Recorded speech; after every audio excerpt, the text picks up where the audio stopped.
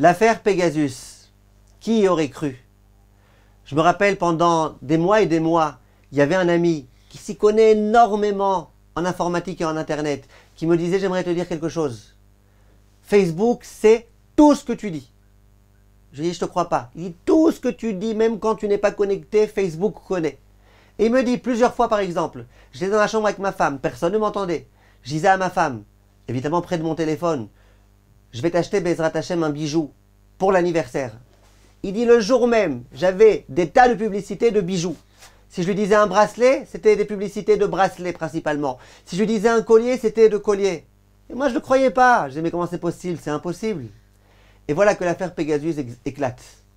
Voilà que nous sommes enfin conscients que tout ce que nous disons lorsque nous sommes près d'un iPhone, d'un smartphone, c'est entendu.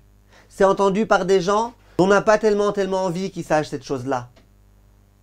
Il y a quelques mois, simplement, quelques années, quand les gens ils parlaient au téléphone et qu'ils disaient: écoute, ce code-là, je préfère pas te donner par téléphone parce que cette affaire d'argent, je préférerais t'en parler quand on sera en direct. On les prenait pour des paranoïaques. Si, ah, ça va, sois tranquille, parle, qui est-ce qui t'écoute? Qui est-ce qui t'espionne? Et maintenant on comprend que même face à face, t'as pas intérêt à dire le code. Même face à face, si tu as ton iPhone avec toi, t'as pas intérêt. Et qu'est-ce qui s'est passé extraordinaire? Dans le monde entier, il y a des gens qui ont été chercher à acheter des téléphones, ce qu'on appelle aujourd'hui les téléphones cachers.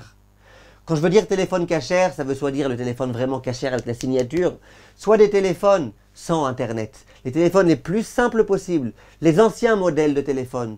Il y a des tas de gens qui ont été chercher ces modèles-là en disant: c'est pas possible, on ne va pas se laisser espionner, c'est impossible. Qu'est-ce que cela vient nous enseigner? Combien de gens se moquaient des Haredim, des Israéliens du monde religieux, qui se servaient simplement de petits téléphones, de téléphones dits cachers, de téléphones tout simples, sans Internet, sans Facebook, sans rien du tout. Combien les gens se sont moqués de nous, nous les Haredim. Et aujourd'hui, voilà que tout le monde comprend qu'en fait, quelque part, c'était nous qui avions raison. Tous les grands de la génération nous ont toujours dit que ces appareils-là, au lieu de nous servir, ils nous desservissent. Ils appellent ça en Israël téléphone chacham, le téléphone intelligent. Et tous les gens religieux, un tout petit peu intelligents, disaient: non, c'est un téléphone idiot. Ça rend idiot les gens, combien on le remarque. Combien les gens y deviennent idiots.